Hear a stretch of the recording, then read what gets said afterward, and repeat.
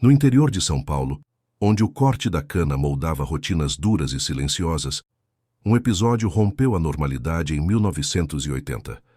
9 homens saíram antes do amanhecer para mais um dia de trabalho nos canaviais de Piracicaba. Carregavam facões, marmitas e a pressa de quem vive do tempo contado. O sol subiu, o dia passou e nenhum deles voltou.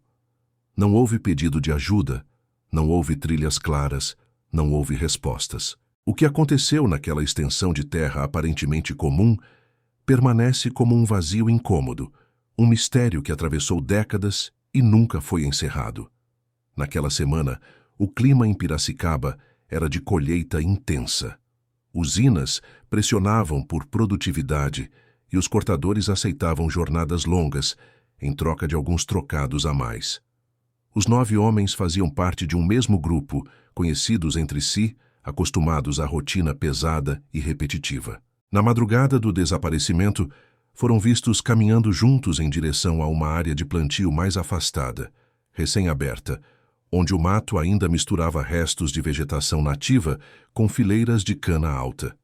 O encarregado confirmou mais tarde que aquela frente de trabalho não era comum.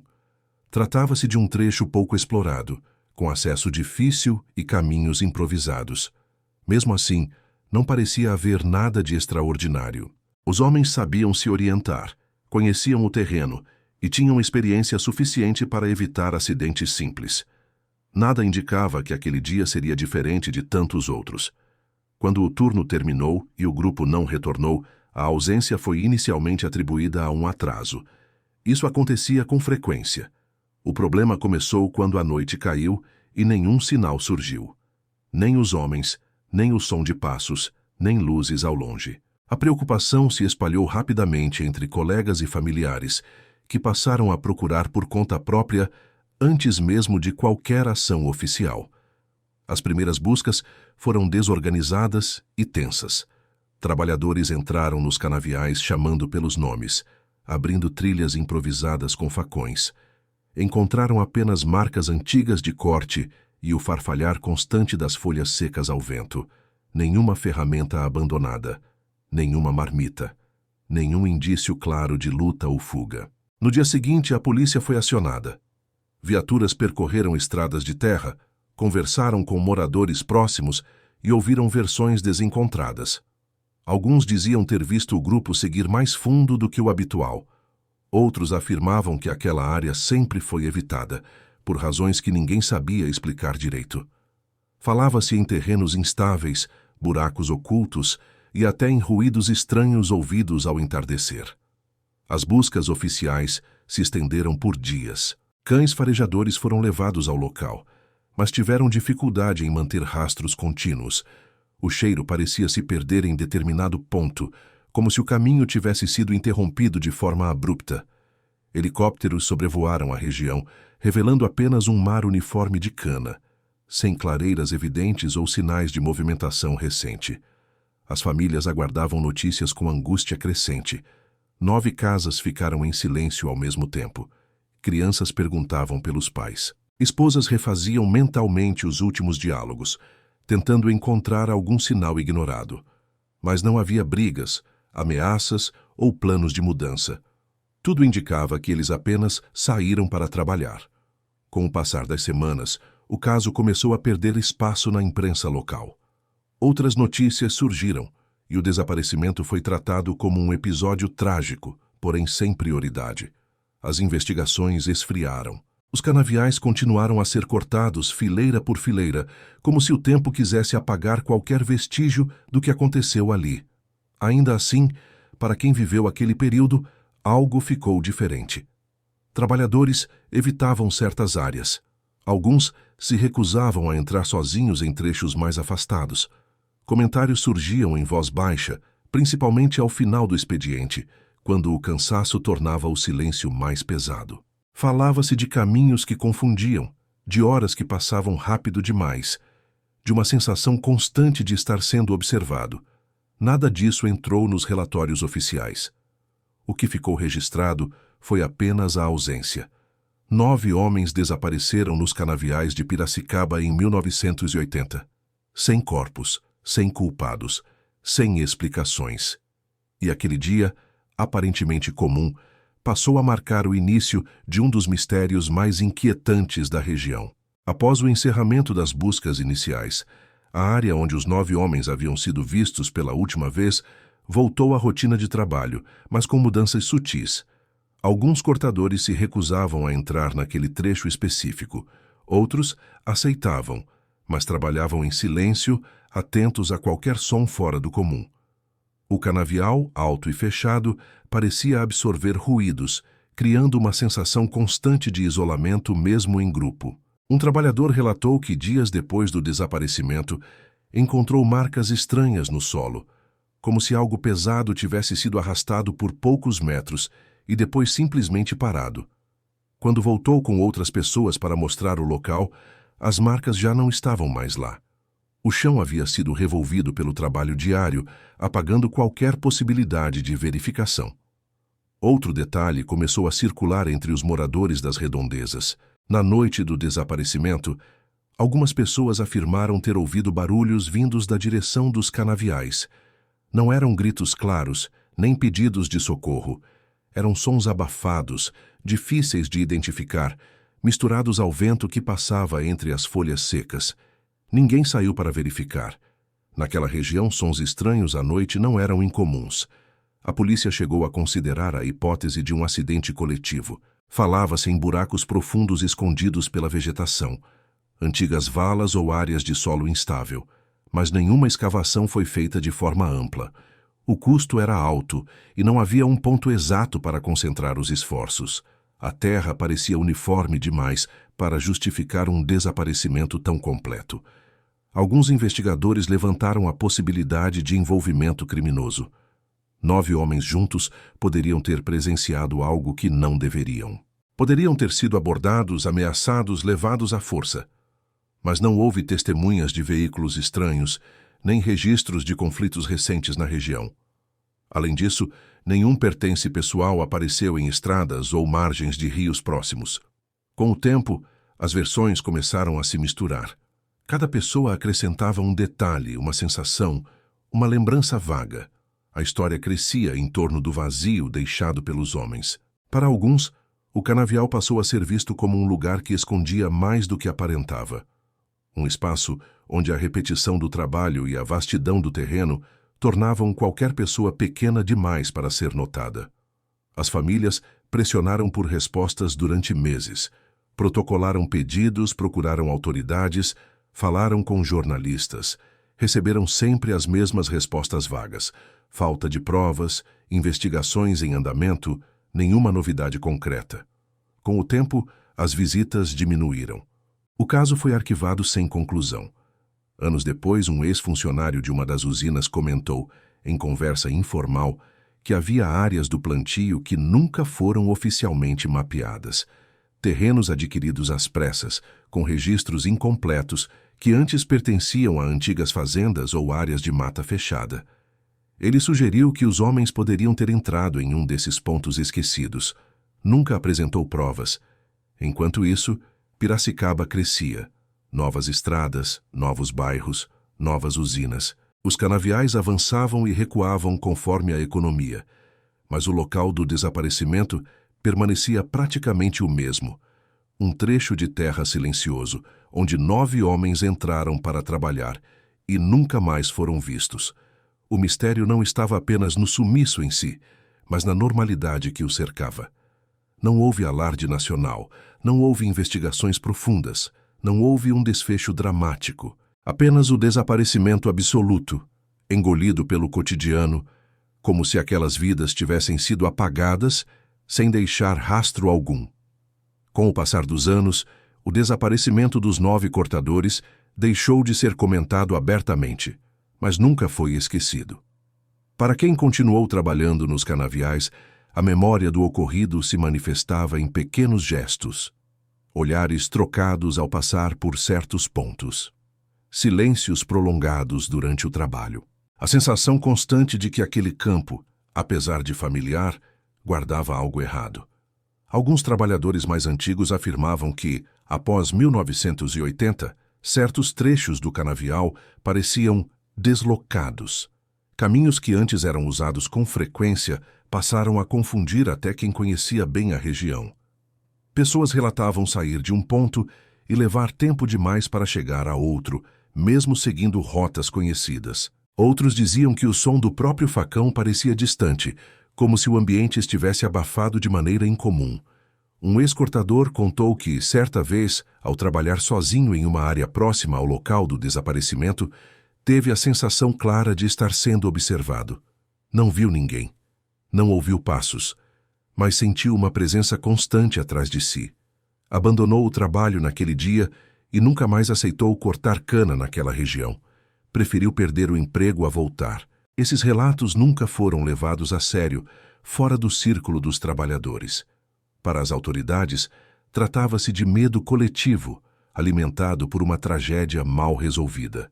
Psicólogos chegaram a mencionar o impacto do isolamento, do cansaço extremo e das condições duras de trabalho.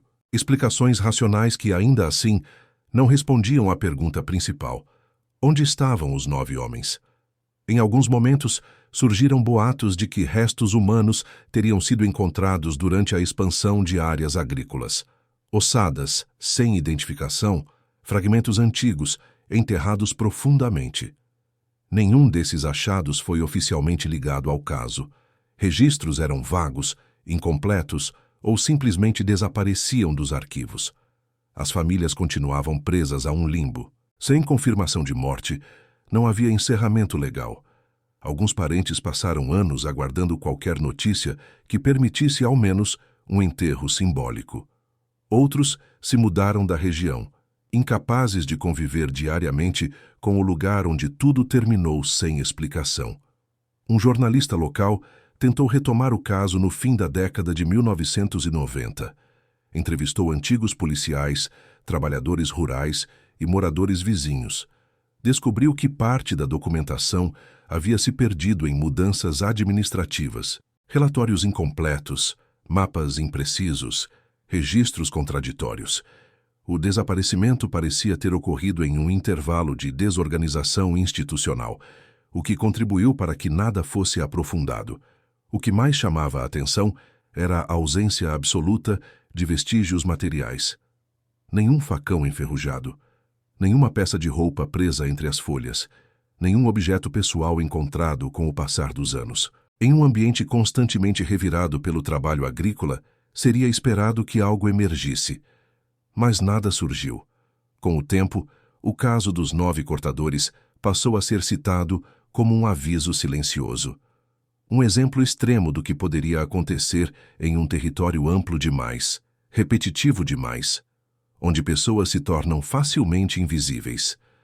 Um lugar onde o trabalho apaga rastros tão rápido quanto cria caminhos. E assim, o desaparecimento deixou de ser apenas um evento específico de 1980. Tornou-se uma história que circulava de forma subterrânea, carregada de medo contido e perguntas sem resposta. Um mistério que continuava presente mesmo quando ninguém mais falava sobre ele em voz alta. Na virada da década de 2000, quando a mecanização começou a substituir parte do trabalho manual nos canaviais, alguns acreditaram que o mistério poderia finalmente ser esclarecido. Máquinas mais pesadas revolviam o solo com profundidade, alcançando camadas que nunca haviam sido tocadas antes. Muitos esperavam que, em algum momento, algo surgisse. Um objeto, um indício, qualquer coisa que confirmasse um destino para os 9 homens. Isso não aconteceu. As colheitadeiras avançaram por áreas inteiras sem revelar nada além de terra compactada e raízes antigas. Nenhum vestígio humano foi encontrado. Para alguns, isso reforçou a ideia de que o desaparecimento não havia sido causado por um simples acidente. Para outros, era apenas mais um sinal de que o tempo havia apagado tudo. Um engenheiro agrônomo relatou anos depois que certas regiões do canavial apresentavam irregularidades no solo que não coincidiam com registros oficiais. Pequenas depressões, áreas onde a vegetação crescia de forma diferente. Nada que pudesse ser associado diretamente a um crime ou acidente, mas suficiente para levantar dúvidas. Essas observações nunca foram formalizadas. Enquanto isso, novos trabalhadores chegavam à região sem conhecer a história. Para eles, Piracicaba era apenas mais um polo agrícola, com jornadas longas e pouca conversa. Os mais antigos raramente comentavam o caso. Quando comentavam, faziam isso de forma vaga, sem detalhes, como se temessem dar forma demais àquilo que preferiam manter indefinido. Alguns afirmavam que o desaparecimento ocorreu em um dia específico em que o calor era incomum, quase sufocante. O ar parecia parado. Outros lembravam de um céu encoberto, pesado, que tornava a visão difícil entre as fileiras altas de cana. As memórias variavam, mas todas compartilhavam a sensação de estranheza, como se algo naquele dia tivesse saído do normal. Houve quem sugerisse que os homens poderiam ter se separado por algum motivo e se perdido individualmente. Mas essa hipótese nunca convenceu completamente. Eles eram experientes, trabalhavam em grupo e conheciam os sinais básicos de orientação. Além disso, nenhum deles foi visto novamente, nem mesmo fora da região, o que descartava a possibilidade de abandono voluntário em conjunto. O caso também nunca foi associado a conflitos trabalhistas diretos. Não houve registros de ameaças, greves ou disputas naquele período. Isso tornava ainda mais difícil encaixar o desaparecimento em uma narrativa conhecida. Não havia um motivo claro, um erro evidente ou um culpado óbvio. Com o passar dos anos, a história foi se transformando em uma espécie de lenda silenciosa, contada apenas em ambientes restritos. Não para assustar, mas para alertar, como se o canavial, vasto e repetitivo, pudesse engolir pessoas sem deixar vestígios, desde que elas se tornassem pequenas demais diante da paisagem. E assim, mesmo com máquinas modernas, mapas atualizados e décadas de distância, o desaparecimento dos 9 cortadores continuava intocado. Um evento sem começo claro e sem final conhecido, perdido entre a terra cortada, o tempo e a incapacidade humana de explicar certas ausências. Com o silêncio prolongado das investigações, o caso passou a existir apenas na memória de quem viveu aquele período. Ainda assim, alguns episódios pontuais reacenderam a inquietação ao longo dos anos. Em uma dessas ocasiões, um operador de máquina relatou que durante uma madrugada de trabalho, a colheitadeira travou subitamente em um trecho específico do terreno. Ao descer para verificar, encontrou o solo excessivamente compacto, diferente do restante da área. Nenhum objeto foi localizado, mas o incidente reforçou a sensação de que aquele ponto escondia algo anormal. Outro trabalhador contou que certa vez, ao caminhar por uma área de cana baixa após a colheita, teve a impressão de ver marcas alinhadas no chão, como se várias pessoas tivessem parado ali ao mesmo tempo. As marcas não eram pegadas claras, apenas irregularidades no solo seco. No dia seguinte, com a irrigação e a movimentação das máquinas, tudo havia desaparecido. Esses relatos surgiam de forma isolada, quase sempre sem testemunhas diretas. Não eram suficientes para reabrir o caso oficialmente, mas alimentavam a narrativa de que o desaparecimento não havia sido completamente absorvido pelo tempo. O canavial continuava devolvendo sinais sutis, difíceis de interpretar, impossíveis de provar. Alguns moradores mais antigos afirmavam que após 1980, certos animais passaram a evitar determinadas áreas. Cães se recusavam a avançar. Cavalos ficavam agitados sem motivo aparente. Embora isso pudesse ser explicado por fatores naturais, o padrão inquietava quem conhecia bem o comportamento desses animais. As famílias, já envelhecidas, mantinham poucas esperanças de respostas concretas.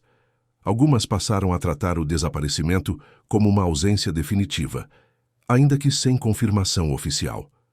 Outras se agarravam à mínima possibilidade de que algo viesse à tona, mesmo décadas depois. Qualquer notícia sobre escavações, obras ou mudanças no terreno despertava expectativa. Um detalhe frequentemente ignorado nos relatos oficiais era o horário. Os 9 homens desapareceram durante o período de maior luminosidade do dia, quando a visibilidade deveria ser suficiente. Não se perderam à noite, não enfrentaram tempestades registradas, não foram surpreendidos por condições extremas documentadas. Isso tornava o sumiço ainda mais difícil de explicar.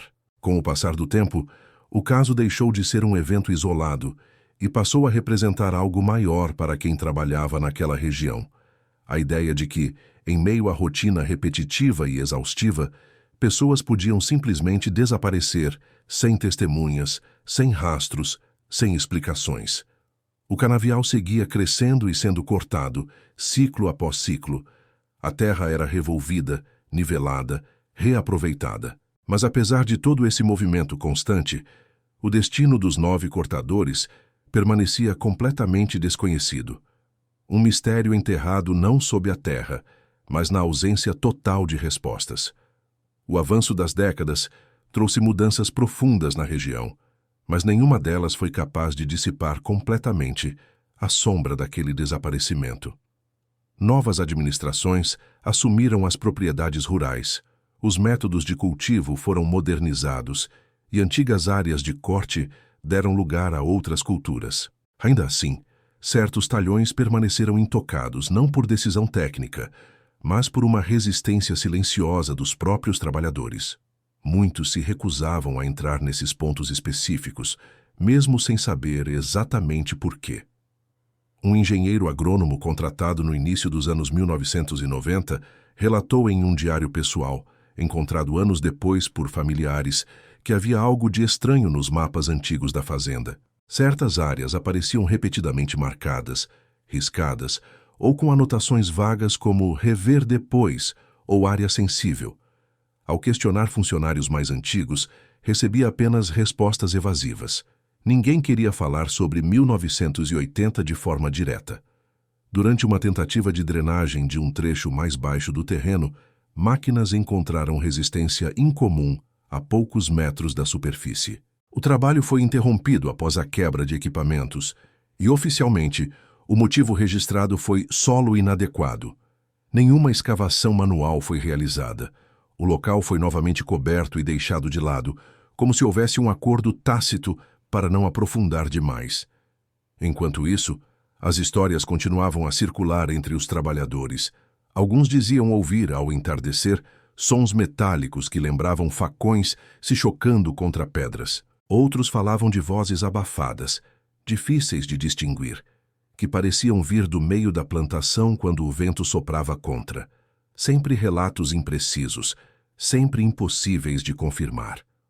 Um ex-motorista de caminhão contou que certa vez, ao atravessar uma estrada de terra próxima aos canaviais, sentiu o veículo perder força repentinamente.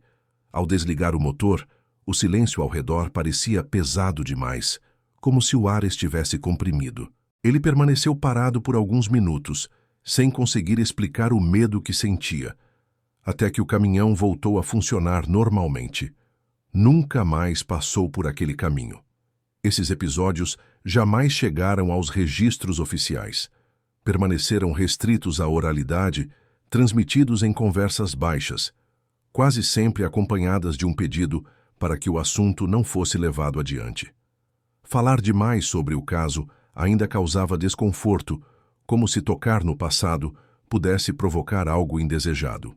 A ausência de respostas concretas acabou transformando o desaparecimento dos 9 cortadores em algo maior do que um simples caso não resolvido. Tornou-se um símbolo da fragilidade humana diante de ambientes vastos, repetitivos e aparentemente inofensivos. Um lembrete de que, mesmo em locais de trabalho cotidianos, algo pode escapar completamente à compreensão. E assim, sem novos fatos, sem descobertas conclusivas, o mistério permaneceu suspenso no tempo, alimentado apenas por relatos fragmentados e pela certeza de que, naquele canavial de Piracicaba, algo aconteceu, algo que ninguém jamais conseguiu explicar. Com o passar dos anos, o desaparecimento deixou de ser comentado publicamente, mas nunca foi esquecido. Para quem viveu naquela época, o caso se tornou uma espécie de linha invisível dividindo o antes e o depois. Trabalhadores mais jovens ouviam a história como um aviso implícito, quase um ritual de iniciação. Não era contada para assustar, mas para lembrar que havia limites que ninguém conseguia definir com precisão. Alguns antigos funcionários afirmavam que, nos meses seguintes ao sumiço, A produtividade na região caiu drasticamente. Não por falta de mão de obra, mas por medo.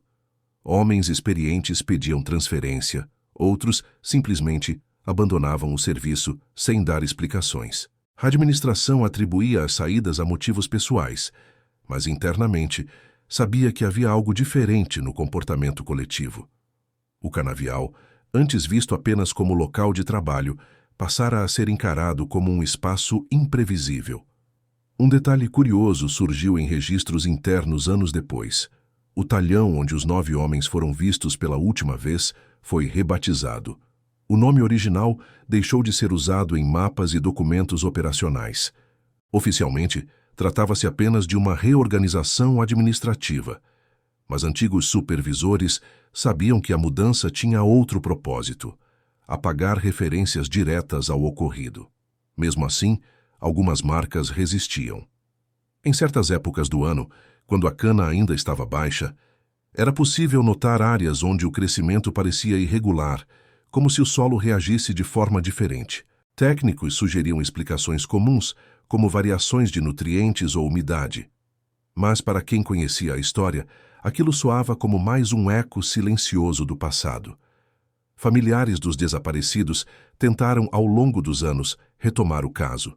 Protocolaram pedidos de reabertura, buscaram apoio de políticos locais, procuraram a imprensa em datas simbólicas, sempre esbarravam na mesma resposta: falta de novas evidências. Sem corpos, sem testemunhas diretas, sem registros materiais, o desaparecimento permanecia classificado como inconclusivo.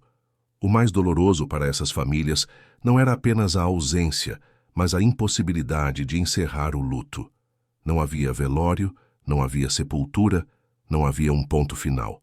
Apenas a espera eterna por algo que talvez nunca viesse. Muitos filhos cresceram ouvindo histórias fragmentadas sobre pais que saíram para trabalhar e nunca retornaram. Com o tempo, a narrativa ganhou contornos quase abstratos. Não se falava mais apenas dos 9 homens, mas do que representavam. A ideia de que, em meio à rotina pesada e repetitiva, pessoas comuns podiam simplesmente desaparecer sem deixar vestígios. Um mistério sem antagonista claro, sem cena de crime, sem culpados identificáveis. Assim, o caso foi sendo absorvido pelo imaginário local. Não como uma lenda sobrenatural declarada, mas como um desconforto persistente. Algo que não precisava ser visto para ser sentido. Algo que permanecia ali, silencioso, entre as fileiras de cana que continuavam crescendo ano após ano. Décadas depois, o canavial já não era o mesmo, mas a ausência continuava intacta. Onde antes havia fileiras extensas de corte manual, surgiram máquinas modernas, estradas internas alargadas e galpões metálicos. Ainda assim, quem trabalhava ali dizia sentir que certos espaços carregavam um peso diferente, como se o tempo não tivesse passado por completo. Não era medo explícito, mas um desconforto difícil de explicar. Alguns moradores mais antigos afirmavam que, em noites específicas do ano, o vento que atravessava a plantação produzia sons ritmados, semelhantes ao trabalho coordenado de vários homens. Não eram vozes claras nem palavras reconhecíveis, apenas um padrão repetitivo que lembrava esforço coletivo. Quem escutava preferia não comentar, como se dar forma ao som fosse torná-lo real demais. O desaparecimento dos 9 cortadores nunca foi oficialmente solucionado. Nenhuma ossada foi encontrada, nenhum objeto pessoal emergiu do solo, nenhuma confissão veio à tona. Com o encerramento definitivo dos arquivos, o caso passou a existir apenas na memória de quem insistia em lembrar. Para o Estado, tornou-se estatística incompleta. Para as famílias, uma ferida aberta. Alguns parentes morreram sem respostas. Outros seguiram a vida carregando a ausência como parte da rotina, aprendendo a conviver com a dúvida permanente. Não sabiam se choravam a morte ou se mantinham a esperança. A falta de um desfecho os mantinha presos a um intervalo sem fim. Hoje, quando se fala daquele desaparecimento em Piracicaba, poucos sabem os detalhes. A história sobrevive em fragmentos, em relatos baixos, em olhares que se desviam quando o assunto surge. Não há placas, Não há memoriais, não há registros públicos que expliquem o que aconteceu naquele ano de 1980. O canavial segue cumprindo seu ciclo, crescendo e sendo cortado estação após estação. A terra continua sendo usada, transformada, revolvida. Mas o destino dos 9 homens permanece fora de alcance, como se tivesse sido apagado junto com os rastros que nunca foram encontrados. Talvez tenha sido um crime perfeito. Talvez um acidente jamais compreendido. Ou talvez algo que simplesmente escapou à lógica humana. O que se sabe é que eles saíram para trabalhar e nunca voltaram. E naquele campo aparentemente comum, ficou um silêncio que o tempo nunca conseguiu preencher. Com o passar do tempo, o desaparecimento dos 9 cortadores de cana deixou de ser tratado como um caso específico e passou a representar algo maior para a região. Tornou-se um símbolo silencioso de tudo aquilo que nunca foi explicado, de tudo o que ficou sem resposta. Para muitos, não era mais uma pergunta sobre onde estavam os homens, mas sobre como algo assim pôde acontecer sem que o mundo ao redor fosse interrompido. A rotina seguiu. Novas safras vieram, novos trabalhadores ocuparam os mesmos espaços, repetindo gestos, horários e esforços. Poucos sabiam exatamente o que havia acontecido em 1980, e os que sabiam preferiam não contar. O silêncio parecia mais seguro do que qualquer versão incompleta da verdade. Alguns pesquisadores independentes chegaram a se interessar pelo caso anos depois, mas esbarraram na mesma barreira: ausência total de registros materiais. Não havia fotos oficiais do local na época. Não havia relatórios detalhados preservados. Não havia depoimentos gravados. Tudo se apoiava apenas na memória humana, frágil, seletiva, muitas vezes moldada pelo medo e pelo tempo. Esse apagamento gradual transformou o desaparecimento em algo quase abstrato. Os 9 homens passaram a existir mais como uma ideia do que como indivíduos concretos. Ainda assim, para quem perdeu alguém naquele dia, eles nunca deixaram de ser reais. Tinham nomes, histórias, famílias, planos simples interrompidos sem aviso. Em conversas raras, alguns moradores diziam acreditar que a verdade jamais viria à tona, porque talvez nunca tivesse sido registrada em primeiro lugar. Como se o acontecimento tivesse escapado ao mundo físico no exato momento em que ocorreu. Não houve testemunhas diretas, não houve sons de alarme, não houve vestígios suficientes para ancorar uma explicação racional. O que restou foi apenas a certeza de que, em algum ponto daquele canavial, algo aconteceu. Algo que rompeu a lógica do cotidiano e deixou um vazio impossível de preencher. Um evento que não se encaixou em nenhuma categoria conhecida e, por isso mesmo, foi lentamente empurrado para o esquecimento. Hoje, quando o sol se põe sobre os campos de Piracicaba e o vento atravessa as folhas secas da cana, poucos percebem o peso invisível daquele lugar. Mas ele ainda está lá, não na terra, não nas plantas, mas na ausência, naquilo que nunca foi encontrado, nunca foi explicado, nunca foi encerrado. Os 9 cortadores saíram para trabalhar e nunca voltaram. E enquanto não houver respostas, essa história continuará existindo exatamente assim, incompleta, silenciosa e profundamente inquietante.